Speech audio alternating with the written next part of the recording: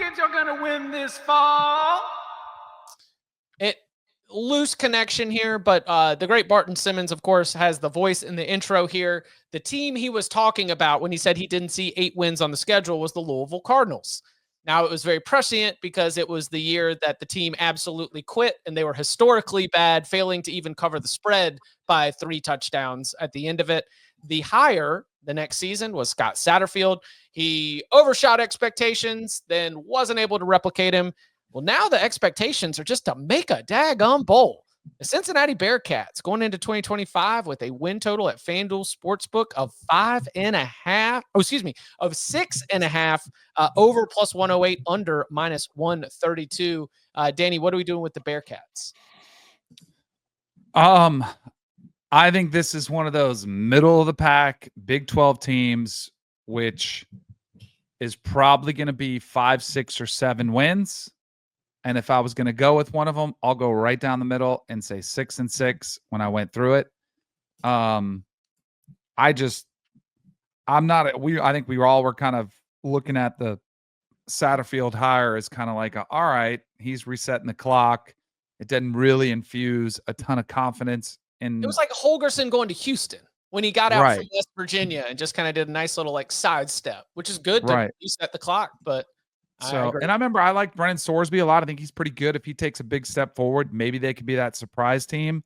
But I think this is a middle of the pack Big 12 team, which is why, again, it's more of a lean, not a lock, because it wouldn't be shocked if they're 7-5. I don't think they'll be the surprise team that would really shock the upside. So I'm going 6-6, which would be just under.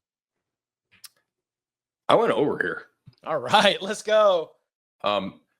I think this is the team that probably would have had different fortunes last year had they not lost like 3 of their top 4 defensive linemen by week 2.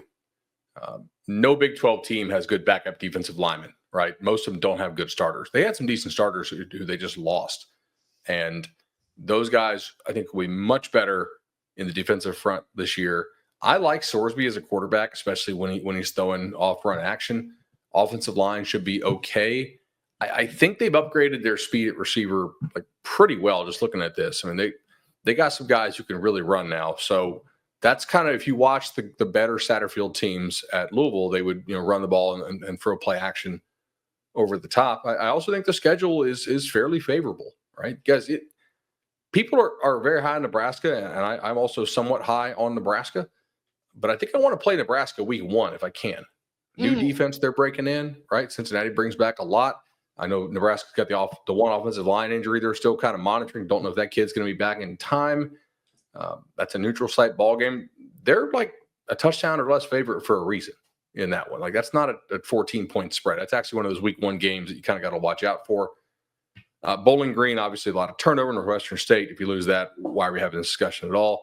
Like at Kansas, not an easy place to play. Well-coached football team, but is Daniels going to be healthy? Don't know. Certainly not one of the harder places to play. Host an Iowa State team that I'm very down on. Host UCF, I like that. At Oklahoma State, I mean, there are definitely harder places to play. Host Baylor, I hate the at Utah game, 100%. Like that's really tough there. Big fat L. Don't give me no toss up on that. You're saying this Cincinnati team up to Salt Lake probably not winning that one. Yeah. Although they did go to BYU when BYU was okay. 2 years ago, and they got the win. I think in the first year in the league. Arizona and they lost a close game. It was 35-27 at BYU 2 years ago. BYU came back on them? Okay. I'm trying to – yeah, okay, that makes sense. And then Arizona and BYU, again, not the hardest. So I can see this team going 8-4.